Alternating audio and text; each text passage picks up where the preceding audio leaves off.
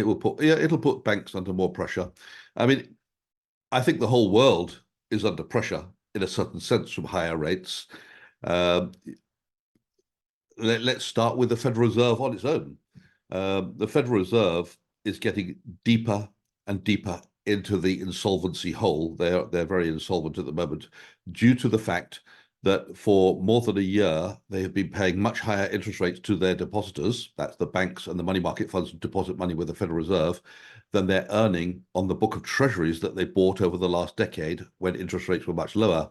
So they're now well over $1 trillion in losses.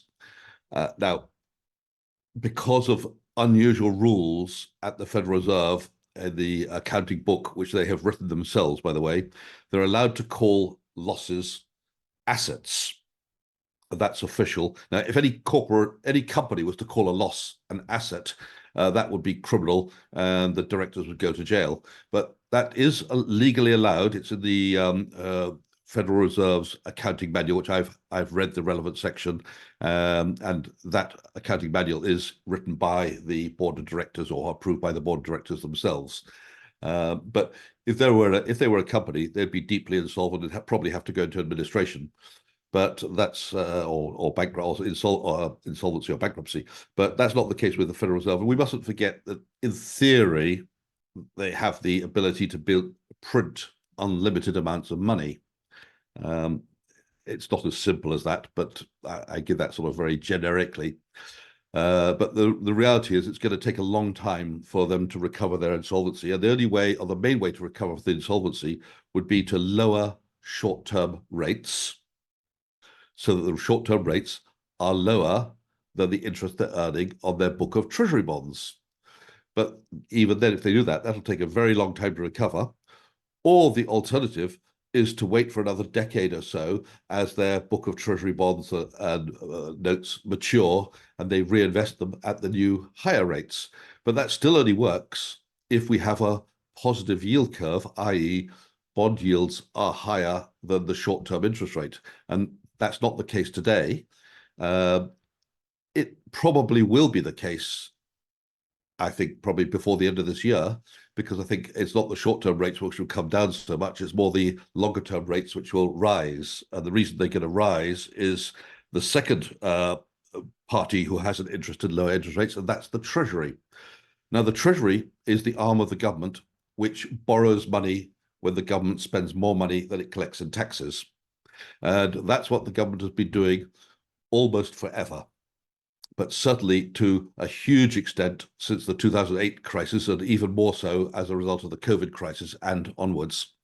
So in the United States, we have a situation where the expenditure exceeds the collection of taxes by around 2 trillion a year. So they're collecting, let's say, 4 trillion a year in taxes. That's very rough and ready. They're spending around 6 trillion, and that's rising.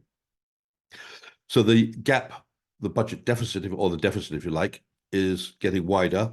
It's exceeding the deficit is exceeding the official budget because, as always, there's always going to be some emergencies they've got to spend money on which isn't in the official budget. And when you spend more than you earn in taxes, you have to borrow the difference. It's just like if you have a salary of 1,000, you're spending 2,000, you have to borrow an extra 1,000 a month. So that's the reason the government debt is getting bigger by the day. And as I said, it's going up by about 2 trillion a year. It's 34 trillion today. In a year's time, it'll be 36 trillion, and so on. And the problem with the government debt, and we're coming back again to interest rates, is that the interest rates, when the government borrows money, that's the Treasury in this case, when the Treasury borrows money, the interest rate is much higher than it was over the last decade. Because over the last decade, you could borrow money at 1 or 2 or eventually 3%. Now they're having to borrow money at 4 or 5. Well, it's 4.6% if you like, if you take the 10-year. So they're having to borrow at a much higher rate of interest. And that means that the interest cost is rising rapidly as a percentage of everything the government spends. I think it's around 14% of the government expenditure at the moment, but that's double what it was a year ago. So the interest cost is rising rapidly, and within a decade, and probably this decade, if things carry on as they are, the interest cost will exceed the totality of all the taxes collected by the United States each year. So if I put that in simple language, as if it was an individual, it's as if he's borrowing on his credit cards and he's juggling his credit cards. But there comes a point where the interest on those credit cards is exceeding what he's earning. And it's only a question of time before some bank somewhere says, I'm not going to lend you any more money. Now, let's look at it from the Treasury point of view. Of course, there is a lender of the last resort, and that is the Federal Reserve. They haven't done that yet, and they don't necessarily need to do that yet. But if we get to a point where the traditional buyers of Treasury bonds start to get indigestion, and I get the impression that's happening already because we see a decline in the Treasury holdings by a number of central banks. They're switching more to gold than treasuries.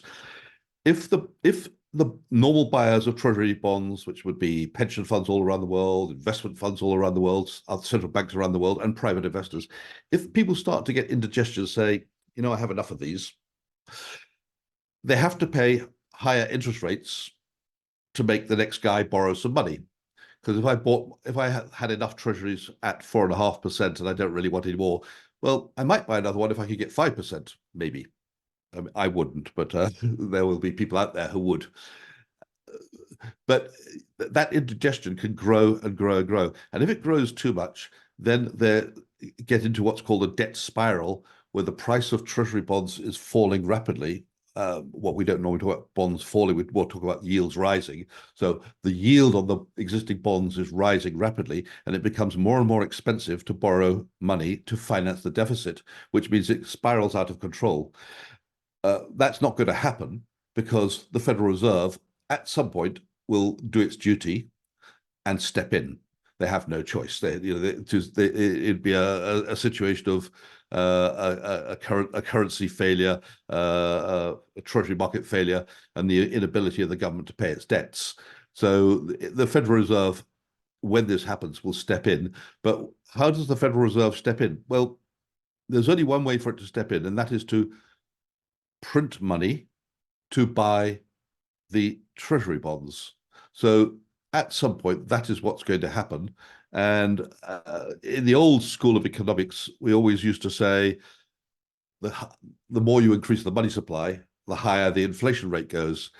That's still true, but realistically speaking, in the modern world, because treasuries are so liquid, it's almost like cash itself. We have the money supply increasing if you include the treasury debt, because every time the government borrows money, it goes deeper into debt to spend that money. So as it spends the money, someone somewhere gets the money it's just spent,